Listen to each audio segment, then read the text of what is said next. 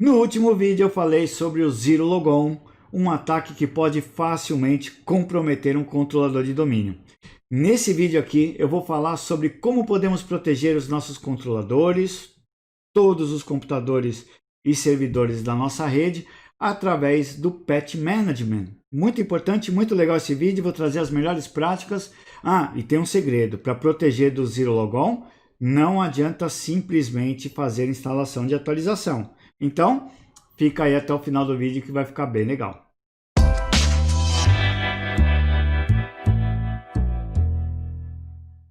Sempre vai existir novas vulnerabilidades. Sempre. Assim como aconteceu no vídeo passado, que nós exploramos uma vulnerabilidade, a Zero Logon, e vocês viram como foi fácil comprometer um controlador de domínio.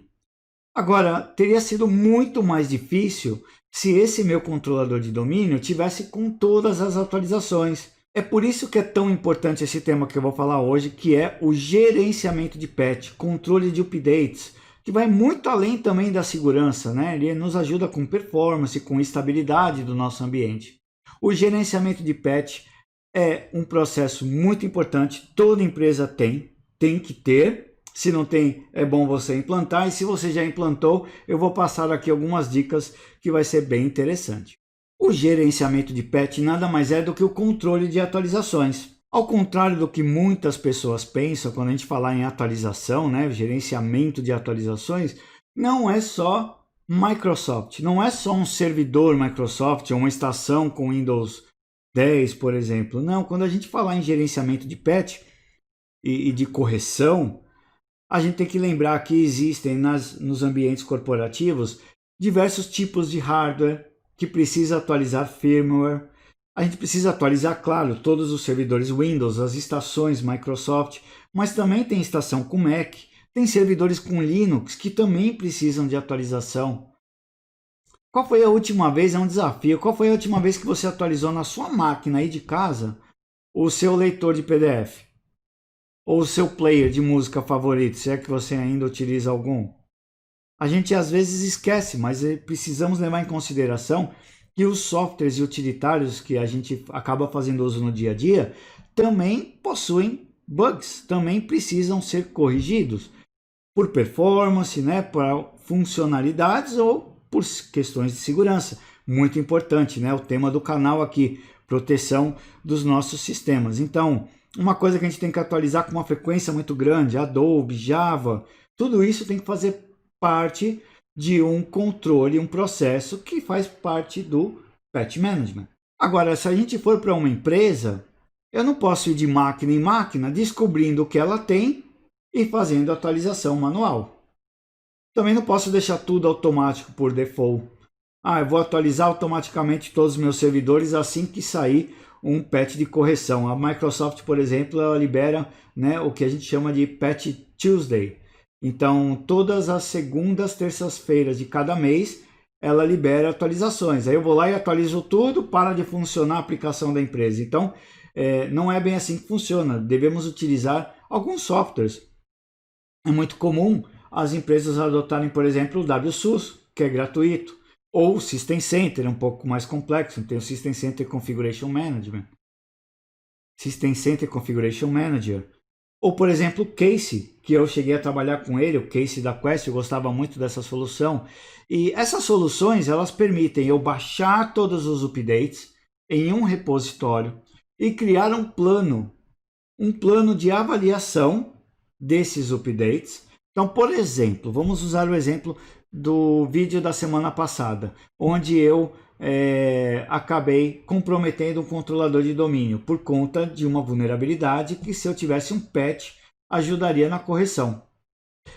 Pensando dessa forma, eu poderia chegar e aplicar o patch em todos os controladores de domínio? Não. Eu tenho que testar e ver a compatibilidade. Geralmente, controladores de domínio não devem executar nenhuma outra função na rede, mas ele pode ter ali algumas conexões com sistemas legados e talvez uma correção de segurança não permita que um sistema mais antigo, que é inseguro, se conecte com o servidor. E aí eu posso parar toda uma produção de uma companhia. Então, o que eu devo ter? Eu devo ter máquinas que são cópias dessas que estão em produção, para que eu possa validar. Então eu valido, identifico se o patch funcionou corretamente e depois sim, esse patch, uma vez validado, ele vai para a distribuição, que será executado automaticamente em todos os servidores. Então eu crio grupos de patch.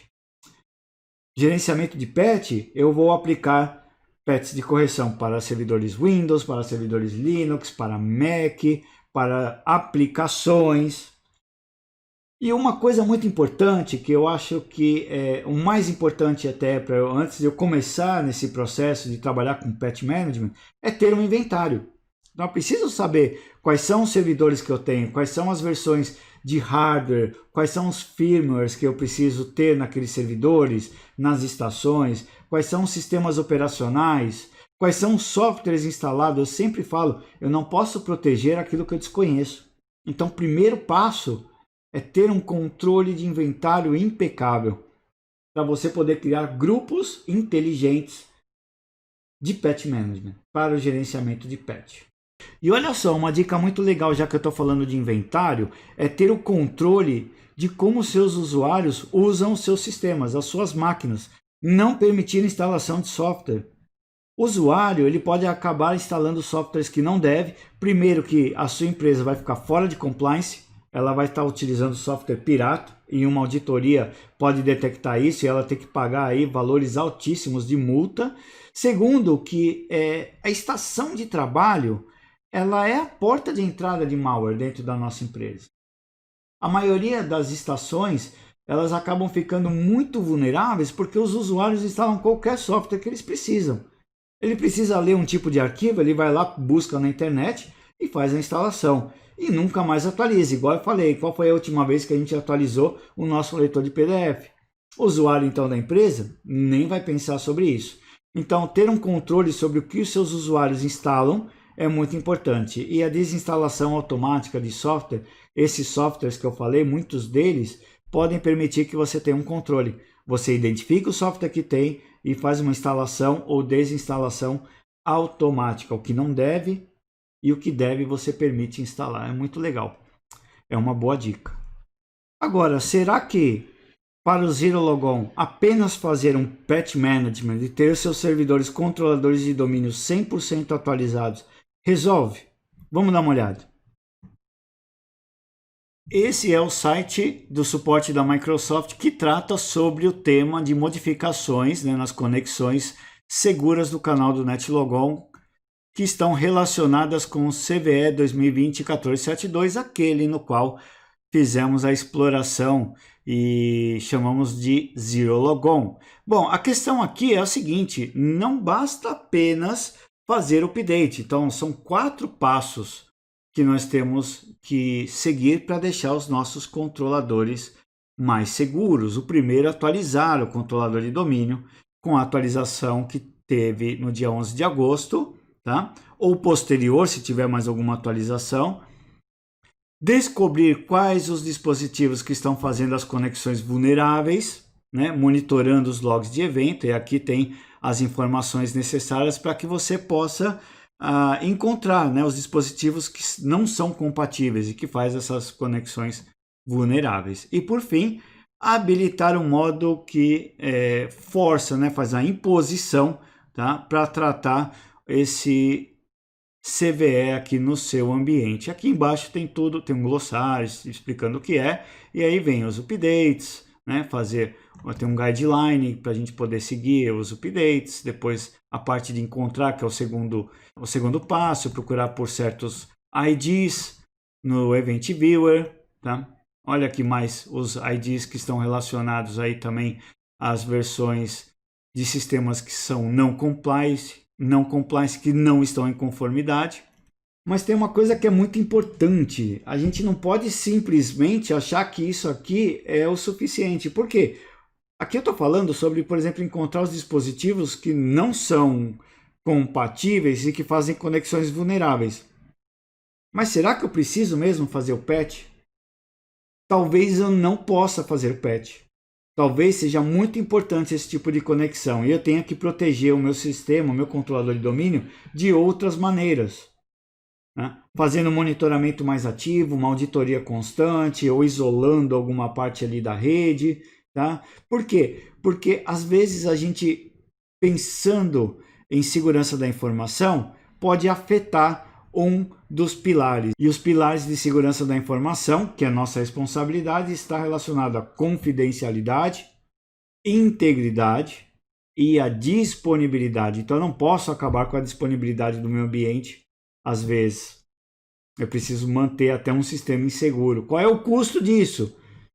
Todos devem saber, né? Todos que estão relacionados aí na corporação devem estar cientes que talvez haja um risco associado, e se esse risco comprometer, qual é o grau que vai afetar a nossa empresa. Então, olha só, que interessante. Então, PET não é para tudo, tá? A gente pensa que tem que fazer em todos, mas não tem. Tem que validar antes se pode ou não aplicar o PET. Legal, né? Informações super interessantes. Eu espero que tenha sido de grande valia para você aplicar na sua empresa. E é isso aí. Deixe o seu comentário. Você tem já um gerenciamento de PET? Você tem esse desafio aí no seu ambiente? Isso aí não é uma tarefa muito fácil. Consome muito tempo, mas é muito, muito importante. Espero que você tenha gostado desse vídeo. Deixe aquele seu like esperto, compartilhe com seus amigos. E é isso aí. Se não está inscrito no canal, se inscreva. E eu vejo você no próximo. Um forte abraço. Tchau, tchau.